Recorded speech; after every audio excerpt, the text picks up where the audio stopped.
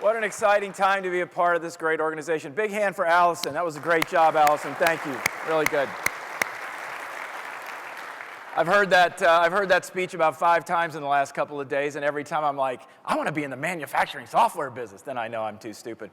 I'm really privileged to be able to spend some time with you now talking about how to take your business up to another level relative to your customer experience. Everybody stand up, please. You're welcome. Look around the room, make eye contact with 3.5 people, please. The half person is the short person. All right.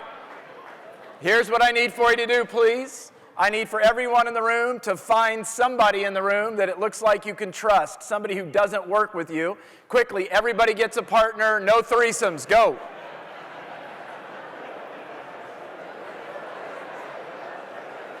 All right. Everybody has a partner. Don't want anybody with low self-esteem getting hurt.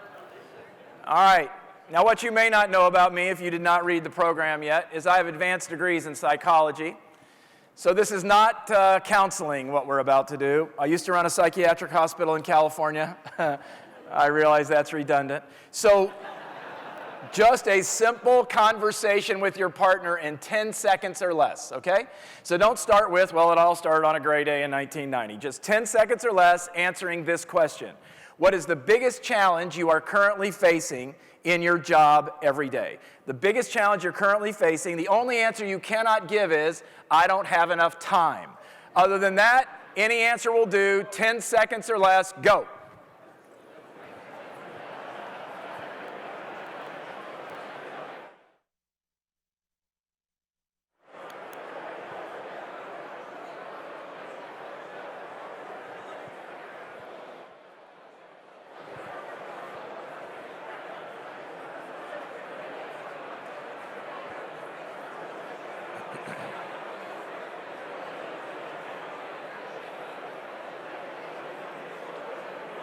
All right, now, let me have your focus here. Stay standing. All right, now, if, don't you feel better? I mean, if that exercise isn't good for anything else, isn't it good for, oh my God, I thought I had problems. Jeez. All right, I need you to find a place to sit so you can sit with your partner. You need to sit beside your partner if possible. You can do it.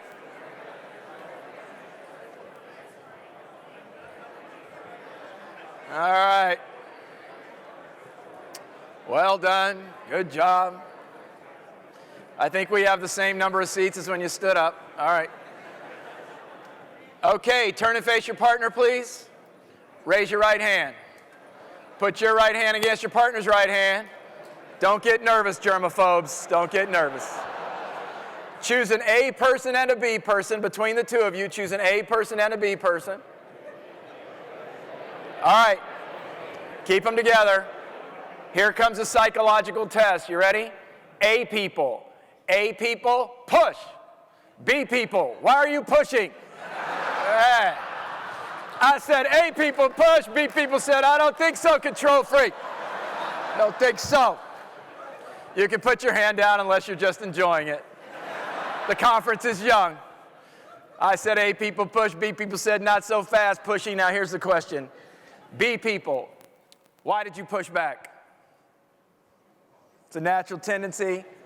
I didn't push back. Yeah, sure you didn't, teacher's pet. I was trying to be supportive. Whatever. Here's the reason you push back. You push back because you don't like to be pushed. Human beings hate it. You ever notice that? But since you were a kid, you were taught, push yourself, weren't you? Push yourself to get better grades. Push yourself to get along better with your brother and sister. Push yourself to graduate. Push yourself to tie your shoes. Push yourself to get potty trained. Push yourself, push yourself, push yourself. And if you think about it, it all started with push. You ever thought about that? There you were taking a nice little nap, all cozy, life was good. You hear some muffled person, push! You're like, oh my God, what the? Bam! There you are, bright light. Somebody smacks you on the butt, shoves something up your nose, sucks the snot out, throws you in a crib, and that's how it all started. But you know what I know? I know that you and I don't like to be pushed, and neither do your customers. And what we're going to talk about is how the era of push is over, and yet we still believe that's the key to success. How long does the average North American last in their commitment to New Year's resolutions, according to the most recent Gallup research? How long do we last? 14 days. We can't stay away from a pint of Haagen-Dazs for longer than 14. Put down the Jack Daniels for 14 days. We don't like to be pushed. And so what we have to figure out is this new notion, this new idea in customer psychology called invitation. How do we invite customers? How do we invite people to join us in a way that's compelling enough for them to feel like being loyal to you is the most important thing? I'm not so concerned about how satisfied your customers are. I'm not so concerned about how much they like you. I'm concerned about how loyal they are to you. And that's really what we're going to talk about today. But before I go any further, I'm making some assumptions about all of you. I need a resounding yes or no to each of these assumptions. Assumption number one, you are all smart. Yes or no? Yes. Anybody feel the need to break into discussion groups on that topic? You okay? All right. Assumption number two, you all have good intentions. Yes or no? Yes. So none of you wake up in the morning and think, I need a bowl of Cheerios and a way to make a person's life a living hell, right? Now, you may work with some people. If they're here, don't point to them. But you may work with, some of you had to point, didn't you? You may work with some people who are living hell. You're not those people.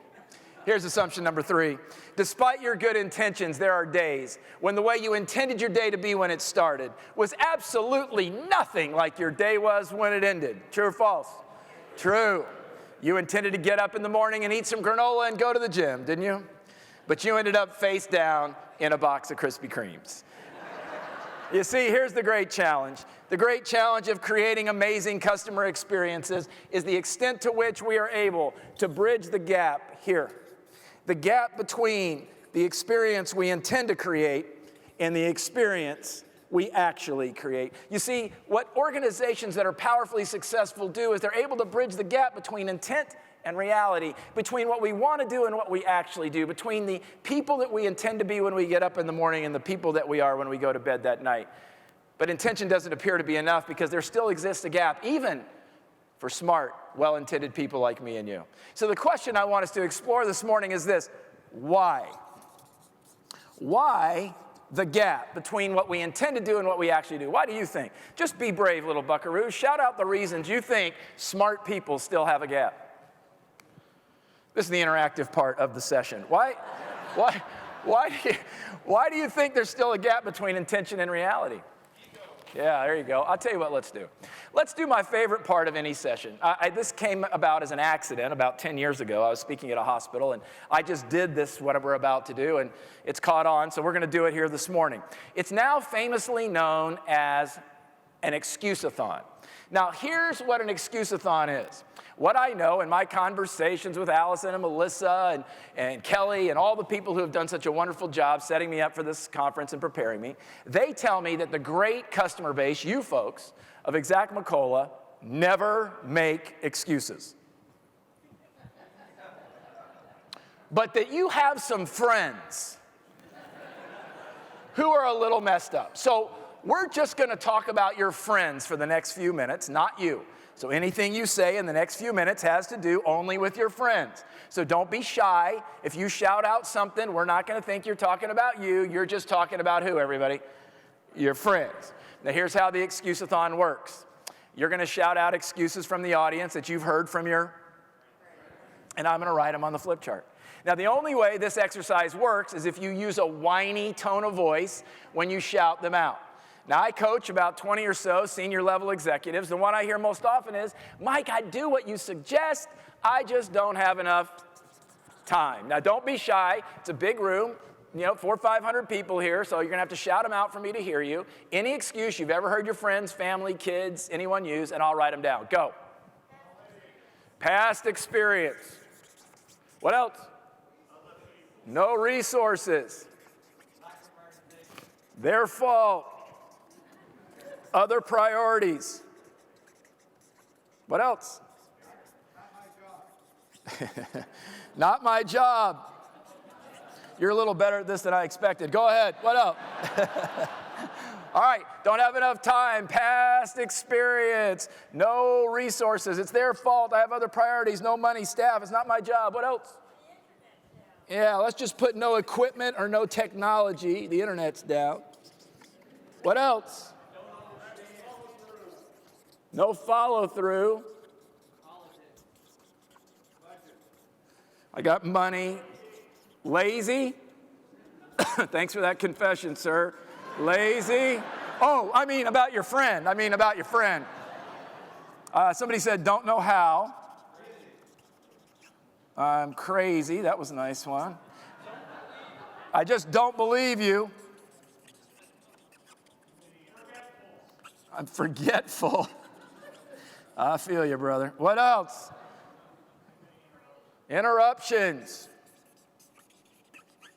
All right, and somebody said, we'll end with fear. Or maybe you said beer, but I'm going to say fear. Okay. How many of you in this room have children that you know of? Can I see your hands, please? There's some guys in here going, oh, man.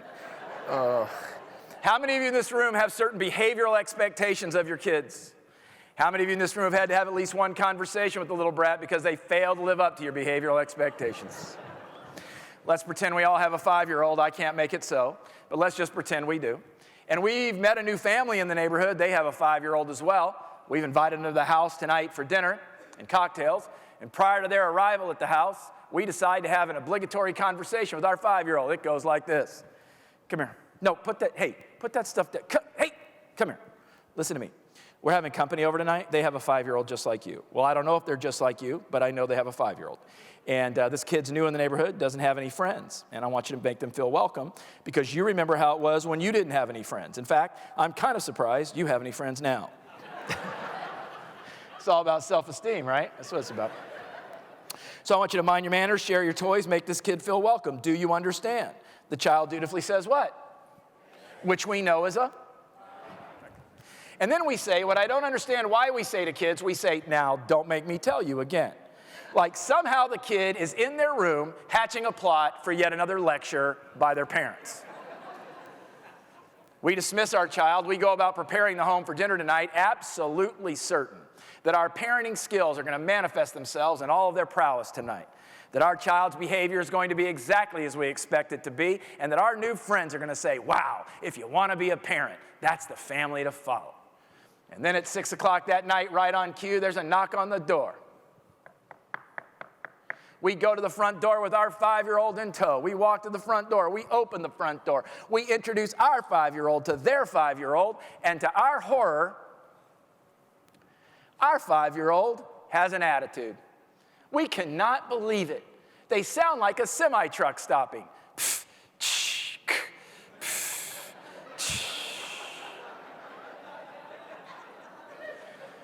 We don't know what to do. We can't hit them. Unless we're in Walmart, we can't hit them.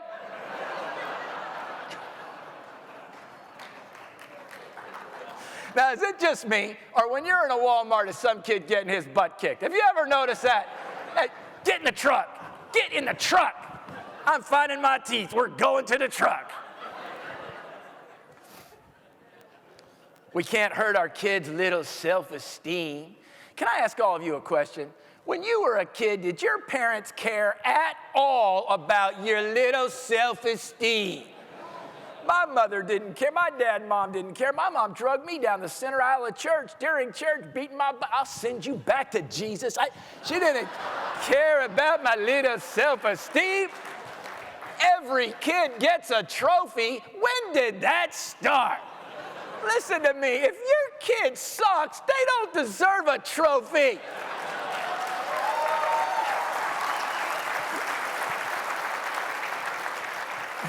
That kid needs a coach. That's what that kid, give him a trophy so we don't hurt their feelings. Can you imagine one of your employees walking into your office and say, I need a raise. Why? Because of my self-esteem.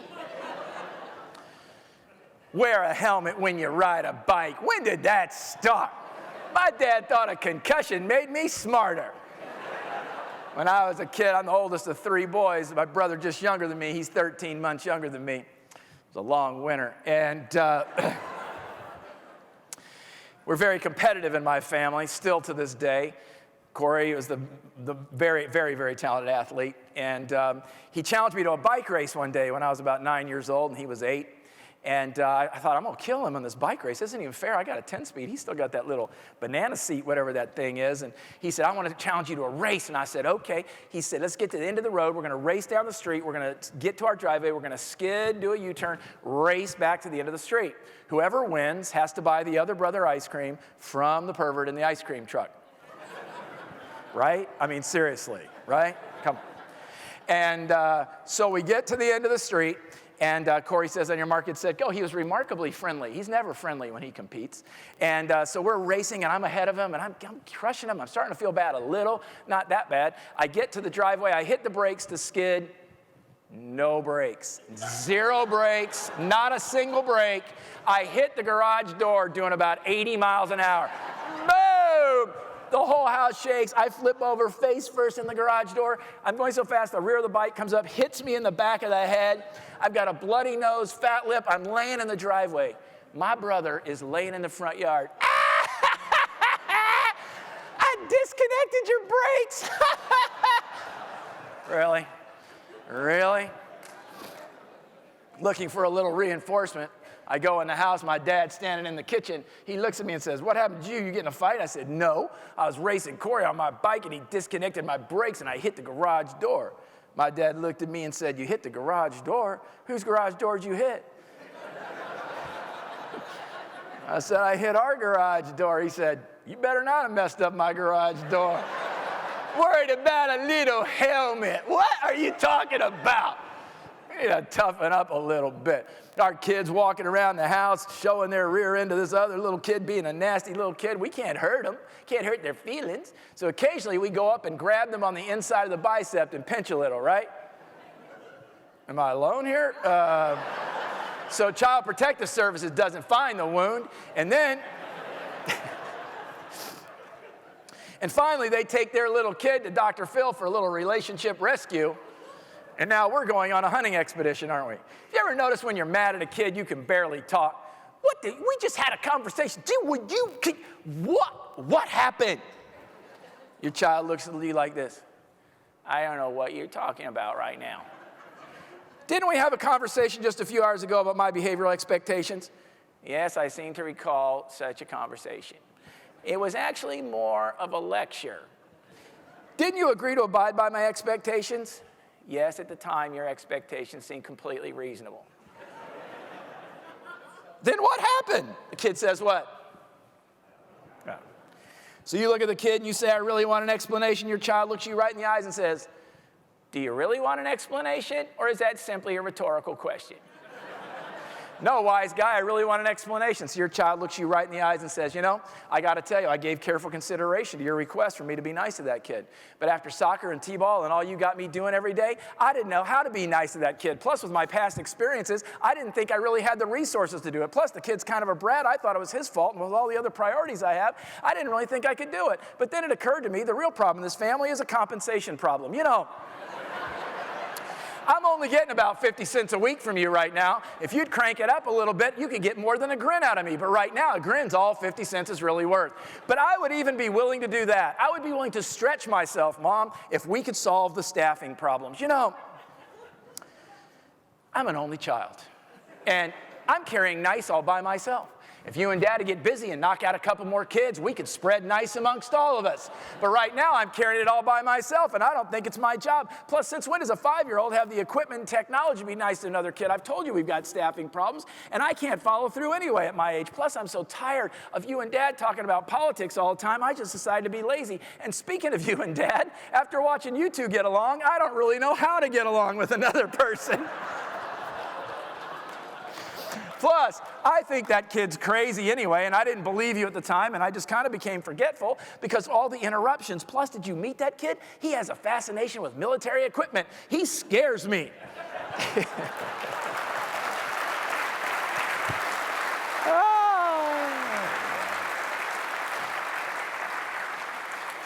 My guess, thank you for that. My list was getting a little long. You people were scaring me, I don't mind telling you. My guess is none of you in this room would allow your child to get away with one single excuse on this flip chart. And yet I'll guarantee you every one of us in this room have used something on that flip chart, including me, in the last 60 to 90 days to justify why we have not more effectively closed the gap between intention and actual execution. You see, the real thing about customer experiences is this. Customers want the experience to blend and connect without all of this in the way. And yet, often I hear people say, well, you don't understand, we don't have the staffing, we don't have the resources, we're blah, blah, blah, blah, blah, blah, right? But we don't, as adults, call these excuses. What do we call them? Reasons, and good reasons, right? I was speaking in Seattle, Washington, at a very large venue. Unlike today, where I get to be with you guys for 2 days, which I'm very excited about. And that particular day, they flew me in. I spoke in the morning. I had to leave immediately. And so when I left, I went backstage, and they took me out a side door, and I was about to get in my car, and we had just gone to break as a group, and there was a group of people coming down the sidewalk on a break, and there was a woman in the group, and she said, Mike, I need to talk to you. And I said, call my lawyer. And then I realized, wrong woman. So sorry, some of my personal issues get in the way sometimes. And so I said, what is it, ma'am? And she said, you don't understand. These are real in my business. Sometimes I don't have resources. Sometimes I don't have the time. Sometimes we don't follow through. Sometimes we don't have the staffing. And I said, no, it is you that does not understand. This is called life, and that is called business. Rule number one in creating exceptional customer experiences is this. We must accept the presence of the challenges we face in business, but deny their power to flawlessly execute on the customer experience. But you see, what tends to happen is that we start to just allow excuse creep just a little bit at a time until no longer are we able to execute with some level of perfection. In what business in the world could you say to one of your customers, could you just hang out with us between 8 o'clock tomorrow morning and 5 o'clock and we'll try to get to you? You couldn't do it, right? Except for them, but we won't say that loudly. The fact of the matter is we've got to create cultures where this is no longer acceptable. Now, here's the difference, though. I am not saying that you don't have real obstacles and real challenges in your business. I am not saying that these are not real, and I am not saying they should be ignored. I'm saying they should be acknowledged, and we should create the experience regardless of their presence. You see, if my core value is going to be excellence, if execution is going to be it, then I'm going to say, yes, we have a training problem. Yes, we're in a highly political organization. Yes, our customers are demanding, and so what? So I'm going to ask you a couple of questions. I just need an answer to these questions, okay? Question number one. What are your customers doing right now? Right this minute, somewhere in your market area, what are your customers doing? Taking orders, selling. Here's what they're doing. They're talking about you behind your back. Must be nice, go to Dallas for your little conference. And you know they're talking about you because you talk about people behind their back. Not in a bad way. People go, oh, no, I don't. Yes, you do. Think of the last time you went to a friend's house for dinner. You weren't even backing out of their driveway yet. What were you doing? That house kind of smelled like kitty litter, didn't it? I mean, that's what we do. What was that dessert, tiramisu? I mean, we talk about people. If you want to create exceptional customer experiences, there are two words I want you to keep in mind. You must control or influence gossip. That's the way you build it. That's the way you build exceptional customer experiences. I want you to think of the three words you think your customers most use when they talk about you behind your back. Just bring the three words to mind you think they most often use. And I'd like you to share those with your partner, the partner from you had just a few minutes ago. What are the three words you think your customers most often use? Share them with your partner in 5 seconds or less. Go. Tell them what you think they say.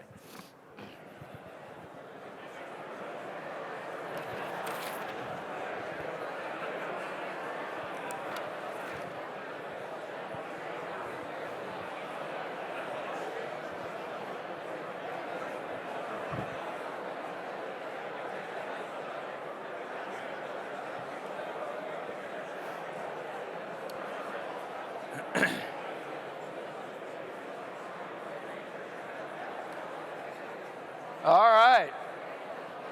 Now, here's your second assignment. Your first assignment is to go back and make sure you're creating a culture of excuse-free execution. Acknowledge the presence of the challenges, deny their power. Just remember that phrase, rest of the conference. Acknowledge, deny. Acknowledge the presence, deny the power. Acknowledge the presence of the obstacle, deny the power of the obstacle. The reason this is important is because psychologically and behaviorally, if you acknowledge the presence of it but deny the power, it'll give you more energy to overcome it. If you focus on the power of the obstacle, your brain will go, oh, well, we're too tired to deal with that. Number 2, I want you to go back and create a space where you are constantly asking your customers that question. If you had to describe us in 3 words, what 3 words off the top of your head would you describe about working with us? And then I want you to come up with the 3 words you most want them to say and start doing everything you can to adjust the experience such that they do that. Here's the second question I'd like to ask you. First question was, what are your customers doing right now? Here's the second question. What do you sell? What are you in the business of selling every day? Solutions. What? Magic.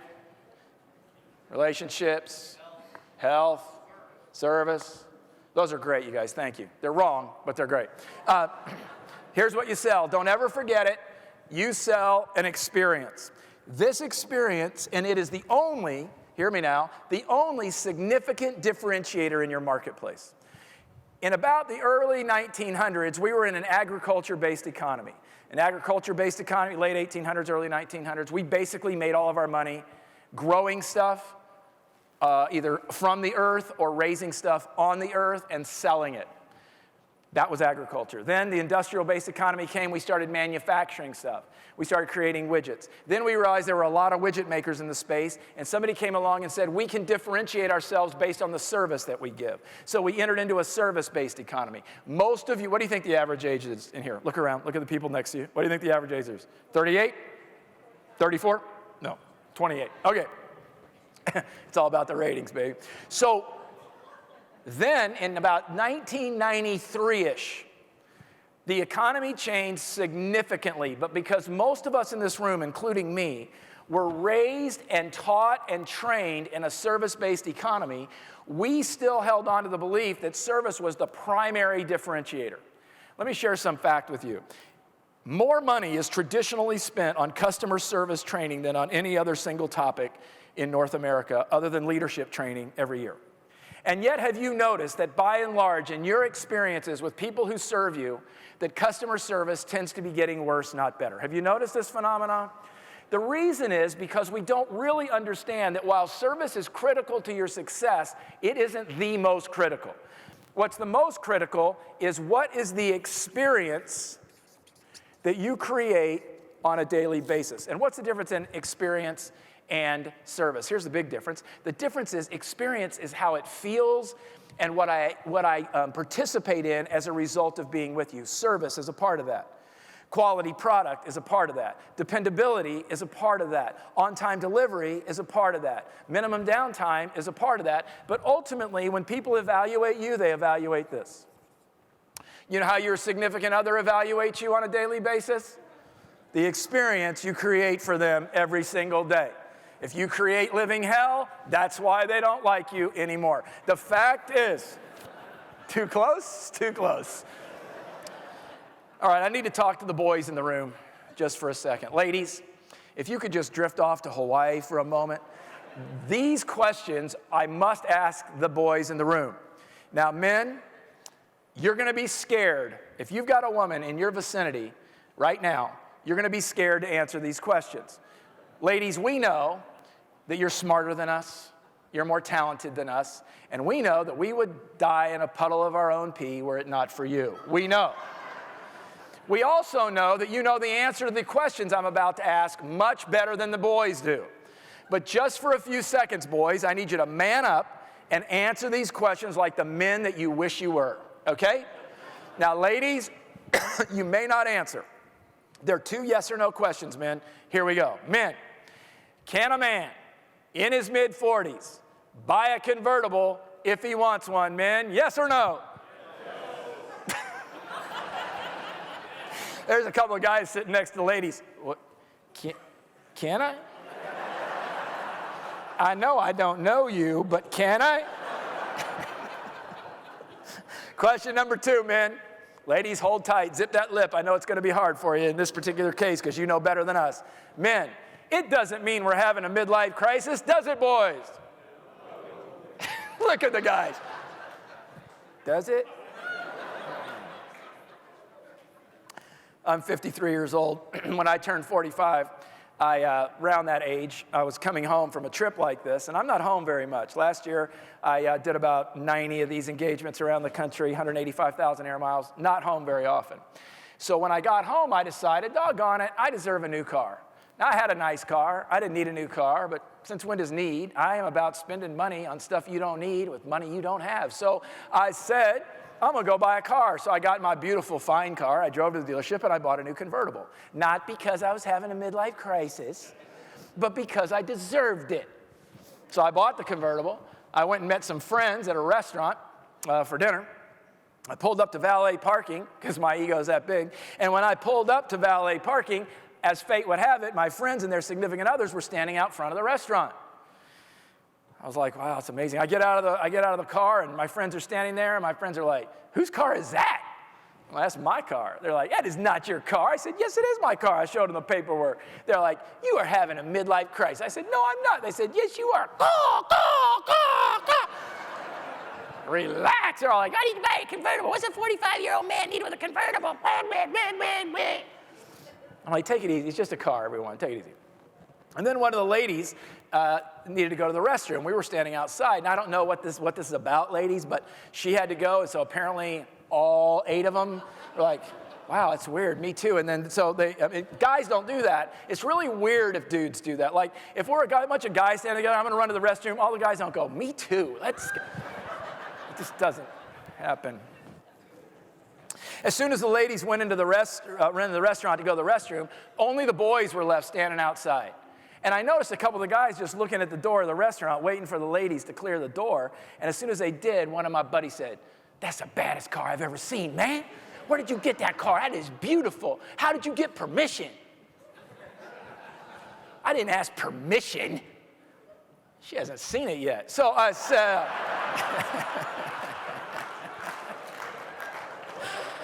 I wish that wasn't true. So, but I knew I wasn't having a midlife crisis. I knew. I was totally confident until a year later. A year later, I woke up on a Saturday morning struck with the realization that I was, in fact, having a midlife crisis. I live on Amelia Island, Florida, a little resort island in northeast Florida. I woke up that morning struck with the realization I was having a midlife crisis. Now, I don't know if you have these where you live, but in Florida, we have midlife crisis counseling centers. I don't know if you have these where you live. And so I dialed the Northeast Florida Midlife Crisis Counseling Center, 1-800 younger woman. And so I dialed. I am kidding. But there are guys in here going, seriously? That's weird. And so I called, and Bill Nichols answers the phone, and he says, how can I help you? I said, I'm having a midlife crisis. He said, how fast can you be here? I said, as a matter of fact, very fast.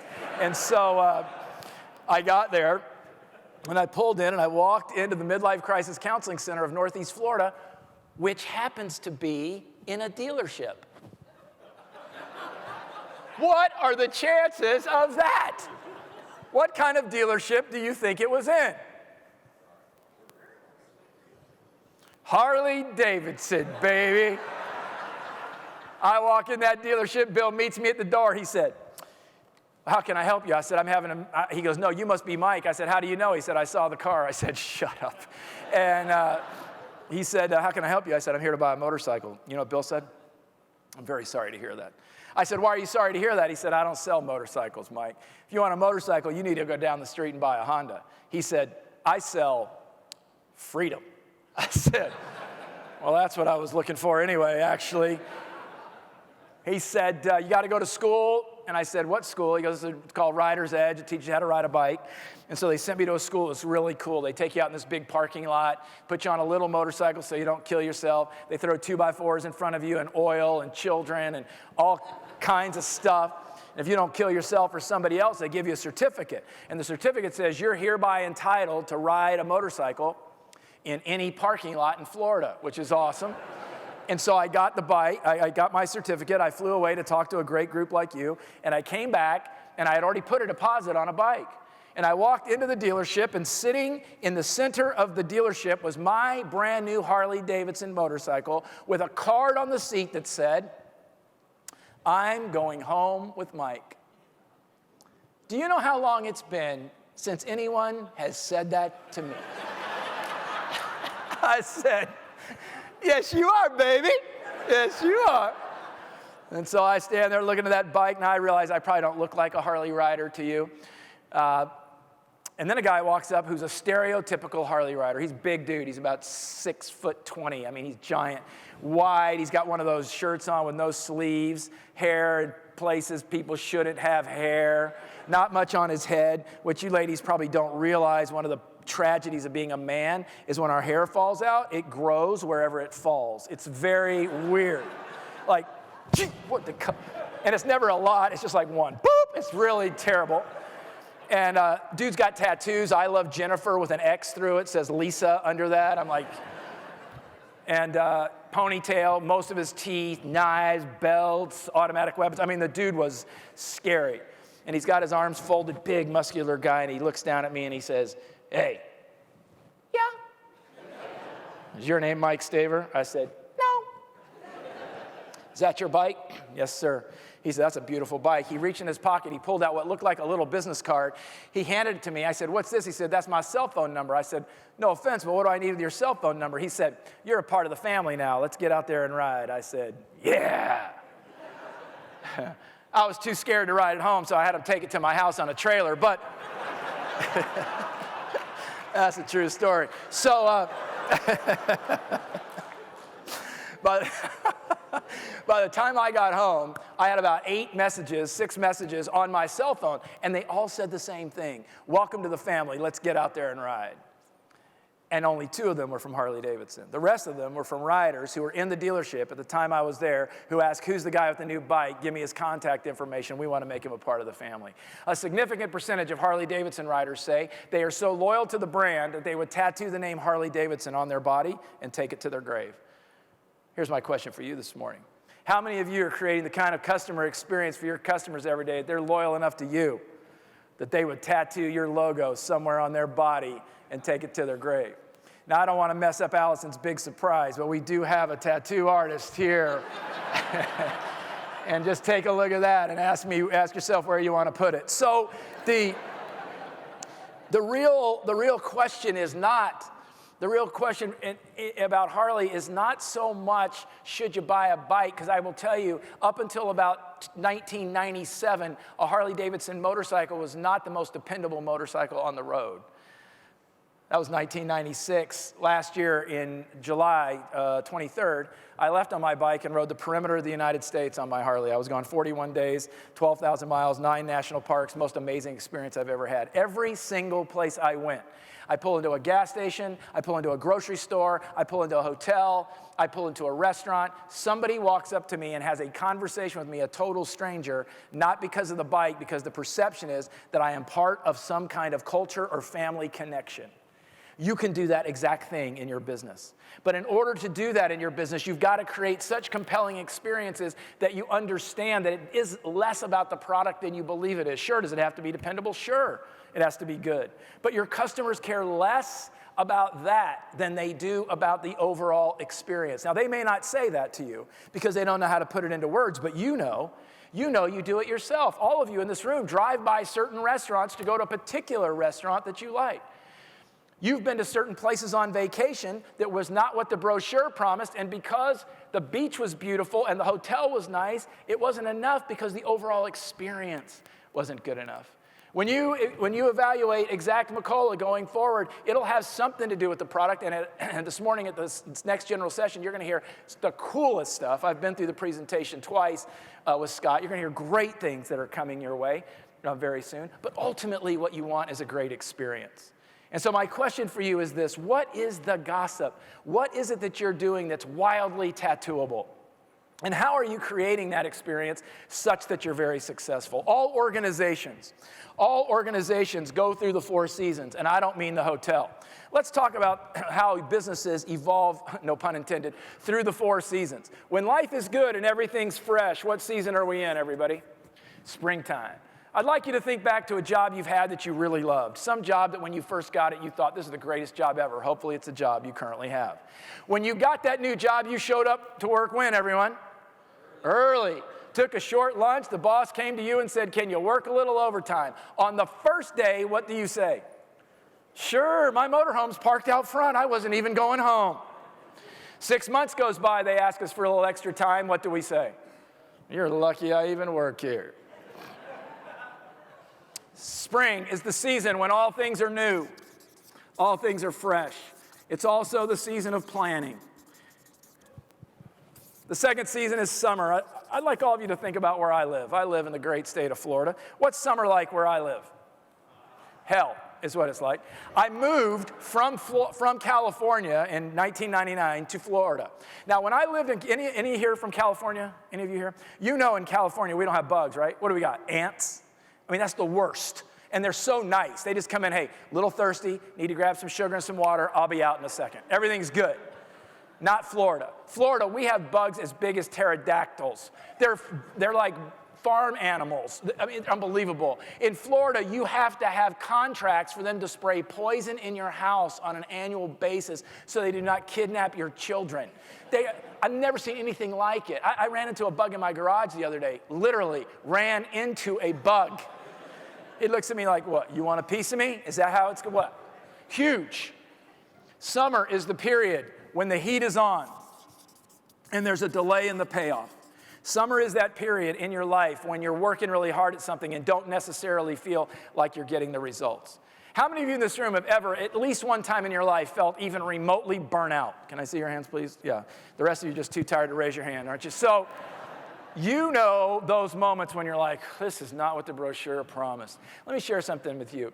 Burnout never happens because you work too much. Burnout happens because you don't see the value in the work that you do. Burnout happens because you're not getting the return on the work that you're investing. This is what summer's about. So summer's when the heat is on, there's a delay in payoff. Fall. Fall is the season of celebration. Fall is the season when all things are celebrated because we plant and plan in the spring. We work hard in the summer. We harvest and celebrate in the fall. What season follows fall, everyone? Are any of you here from extremely cold weather states? Can I, not this last winter, because that's all 48 lower. How many really cold? Where are you from, ma'am? That's a cold weather country. What part of Canada? Love Alberta. Great place. Here's the deal. I have undying respect for all those of you in this room who live in a cold weather climate.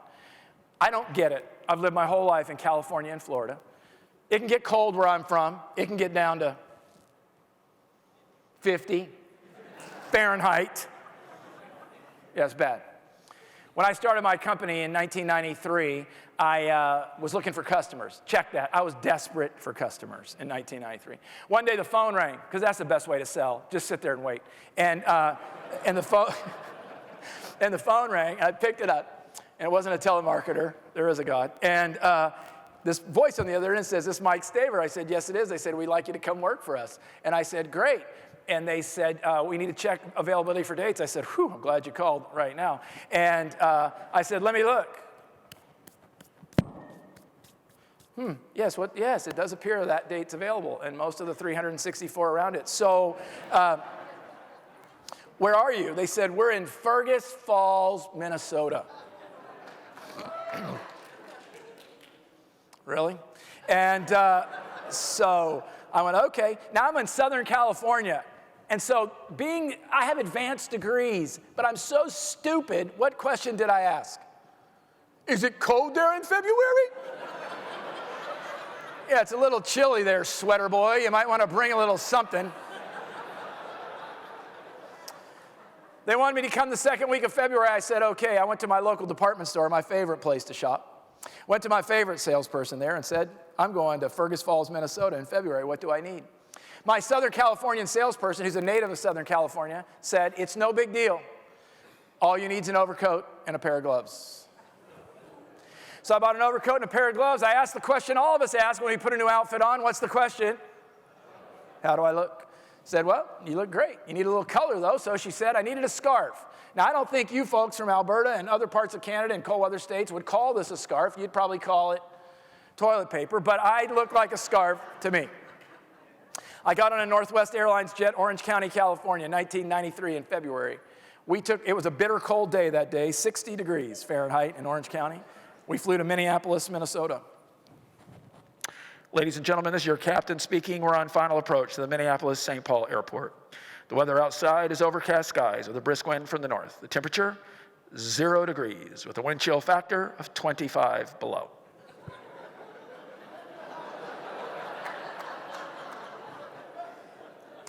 I look at the guy next to me. Below what? Below the earth? Below the sky? I've never heard of below in my life. I'm like, how is that even possible? I look down on the ground, all the people taking care of the plane, they're like Oompa Loompas. They're like, whoa. I got my little overcoat, though. I got off that airplane. It might as well have been saran wrap. I'm like, are you kidding me? And I was in the jetway. I wasn't even outside yet. I go up to the gate. I say, I had to go get on one of those commuter planes. You know the ones I'm talking about? The ones that run by a hamster, basically. You've seen them? I go up. I said, I'm going to Fergus Falls. She did the same thing you did. She went, oh. I said, what's that for? She said, the weather's worse there. I said, how is that even possible? She said, are those the warmest clothes you brought? I said, yeah. How do I look? She said, you look like you're going to be dead in about 10 minutes. That's how you look. She reaches under the ticket counter. She pulls out one of those blankets. You know those blankets wrapped in saran wrap? Those MRSA-infected, baby puking, nasty wrap yourself. But they sanitize them blankets. Now, did Mr. Macho put the blanket around him? No. I'm like, la, la, la, la, la, la, la. I go to the door. She says, sir, I'll bet you $5 I can make you put that blanket around you. I said, how are you going to do that? She said, sir, we have to go outside to get on this airplane. If you don't have something warmer on, body parts will start falling off. Whatever. She opens the door. That breeze hit me. That blanket was over me like I'm in a nativity scene. Oh, my God, are you kidding? I didn't know when you go outside and weather that cold, any exposed moisture on your body freezes instantly. I walk outside, I do this.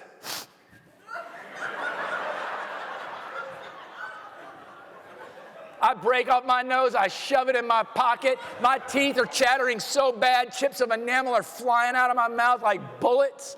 I'm thinking if I had a can of gas and a torch, I'd be a terrorist. I am so unbelievably cold.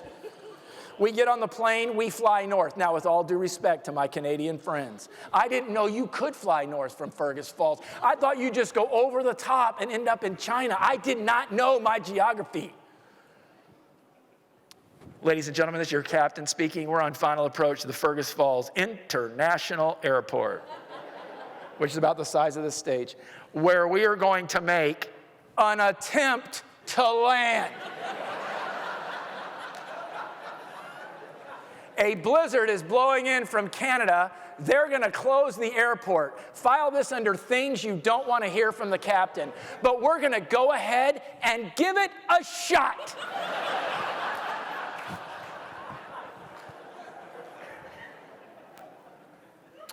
The weather outside is 25 degrees below zero with a wind chill factor of 65 below.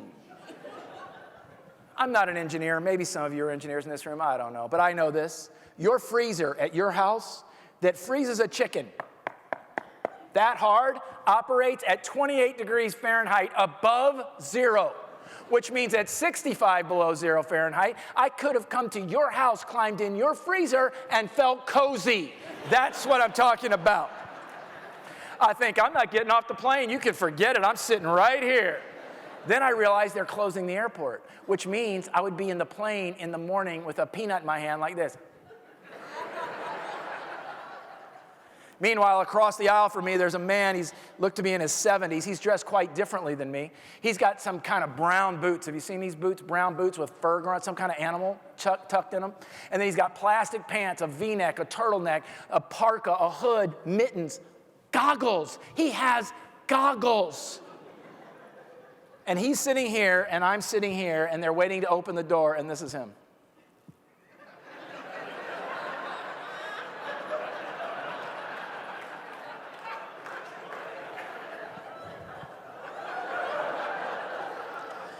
Finally, he could take it no longer. He leans over and says, "You're not from here, are you, son?" I said, "No, sir, I'm not." He said, "Look, I'm going to do you a favor. When I get to the bottom of the steps, I'm going to wait for you. When you get to the bottom of the steps, you just lock arms with me, and I'm going to walk you into the terminal." I'm like, "Huh? Is that some northern ritual of which I'm unaware?" He said, "No." He said, "You see those little sissy bottom shoes you have?" I'm like, "What's wrong with my shoes?" He said, "They're smooth, aren't they?" I said, "Yes, sir, they are." I said, "They're made of the finest Corinthian leather." He said, "That ground's frozen solid. It's blowing 30 miles an hour. It'll blow you into a snowdrift. We won't find you till springtime." The lady behind me, "I'm from San Diego. Can I hold on too?" And she had pumps on. It's 9:30 at night. We go down the stairs. The wind's blowing. I've got a death grip on this guy like he's my long-lost dad. She's got a death grip on my hand. She's like, "Don't let go." I'm like, "You're on your own, Dorothy Hamill. Let's go." All the way in. I'm like, oh, my God. I get in. I get my bag. I have to go get in the cab in Fergus Falls, Minnesota. I get in the cab. I have a woman driver. Guess it was a woman. Sounded like a woman. Really don't know. Because she had a hood, a park hood pulled so tight, she had 2 little eye holes and a mouth hole. And she had a cigarette sticking through the mouth hole. And she's like, "Where are you going, buddy?" I told her the hotel. She takes me to my hotel. I stumble into my room. Somebody had left the heater on stun. It was 180 degrees in my room. It was beautiful. I get to my room. I do what any stupid Southern California man does. I go, "This is perfect." I turned off the heat, opened the window, and went to bed. There's a word for that in psychiatry. Stupid. Nice. I wake up the next morning. I chip the pillow off my face. I get to the hospital, who was my client. I walk in. He said, "How was your trip?" I said, "Listen to me. I got enough frequent flyer miles. I can get you and your family out of here right now." He said, "Oh, it's beautiful here." I said, "Maybe for you, Rudolph. Let's go." Then he taught me a lesson, a great lesson in treating customers the way they need to be treated. He said, "Mike, Fergus Falls, Minnesota is basically a college, farmland, and a hospital, all the various things that go with it." And he said, "Here's the deal. In the spring, we plan intently." Listen to that. Plan intently and intentionally. And he said, "We plan with what we want this to be in the fall." Knowing full well we're 6, 8, 9 months, depending on the crop rotation from that date, we know that what we do here is going to have every impact here. He said, "And then we work diligently in the summer to make certain that we can do everything we can to ensure this." He said, "Because when this comes, we celebrate the harvest. But this is the lesson. The winter always comes." And he said, sometimes it's harsh and sometimes it's not, but the winter always comes. Why does this matter to you as a provider of exceptional customer experiences? Because all of your businesses in this room right now are in one of those seasons. Either you're doing something really great, things are going really well, life is really good, you've launched something new, you're really hoping. Exact McCullough is in springtime in many ways, working into the summer to provide great products and services for you. But where are you? Summer is the period where, man, it feels like we're working so hard, but we're not getting the kind of traction and execution we really want. So we keep pouring the fuel to it every single day. Fall is the season. Fall is the season where you celebrate. Maybe you've just landed a great customer. Maybe profits are better than they've been. Maybe you weathered the economic turndown, and now you have some breathing room from a cash flow or P&L perspective. Or maybe you just had a challenge in your business. Maybe something occurred in your business where you're in winter. Winter is the season of insulation and isolation. I want you to think this morning, where are you in the overall business cycle? Because there are only 2 things you really have to worry about when creating great customer experiences. The first one is this notion of comfort. We've been pre-designed since we were kids to believe that if you're comfortable, things are good. I want to share with you this morning that if you're comfortable somewhere in the business right now, you probably need to take one step just beyond where you're most comfortable. I have a buddy, he wanted to go to Hawaii for his 40th birthday, so he and his wife met me there. I was there on another assignment. And we got there. He's a big deep-sea fisher person. I am not. I think if I can go to a restaurant, they'll bring it to my table. Why do I need to chase it all over the ocean? I don't really get it. He's big into that. He rented some big 62-foot sport fisher and went out fishing for marlin. That afternoon, he comes back he's on the bow of the boat like Leonardo DiCaprio. Woohoo, I'm the king of the woo. Apparently, he hooked up with some marlin, got a couple to the boat. I guess that's a big deal. If you've been to Hawaii or know much about how it works there, trade winds and that kind of stuff, it's usually choppy. On this particular day, it was windy. I said, well, thank goodness you caught some fish because it probably distracted you from how rough the seas were. And then he said something I want all of you to hear me say. He said, no, He said, the biggest fish are in the roughest water. He said, it is the inexperienced, foolish person who looks for calm seas and hopes that they can catch the big fish. He said, the big fish are in the rough water. Now, I'm not suggesting you should sail off looking for rough water in your business, but I am saying that leveraging amazing customer relationships often happens in the most challenging and rough seas. Because what customers expect in their experience today is not that you make it comfortable for you, but that you make it as comfortable as you possibly can for them. You see, where in your life might you be playing it just a little too safe or a little bit too comfortable? Most of us have a specific routine we have every morning, don't we? We go through a specific routine. And for some of you, if I moved your coffee pot to a different location in your kitchen, it would freak some of you out. Do you know there are some people so locked into comfort that they think there's only one correct side for the toilet paper to roll off of? Look at some of you. Hey, that's not funny, speaker boy. Everybody knows it's got to roll off the top, back. I just want it there. Where might it be that you're playing it a little too safe or too comfortable? See, what customers want us to do is customers want us to move beyond where we're most comfortable so that we can meet them at their highest level need, which means we need to be customer-centric, not customer service focused. Customer-centric means I put the customer in the center of everything and build the business around them, not try to force the customer by pushing them into the center. The last thing I want you to think about is this notion of energy. That is, where do you invest your energy on a daily basis? Not one too many Red Bulls and vodka kind of energy. But are you investing your energy every single day in a place where you get a high return on that investment? Are you creating spaces in your business where you're saying, we're going to be focused on the thing that gets us the highest and best yield every single day? Because it's in this energy that we become most effective. So where have we been this morning? We've said, you know what? We need to be living constantly, asking ourselves big questions. We need to be moving our energy into places where we get the maximum rate of return.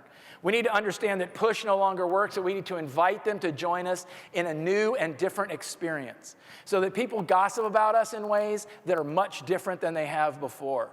We need to understand that our businesses and our customers evolve through various seasons, and that your customer needs to be served in the season they find themselves in at that particular moment.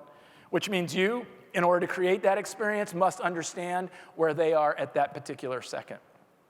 And so, where might we be letting some of the cloudiness and noise in our life every day get in the way of building a truly customer-centric customer experience such that they know we're building it around them?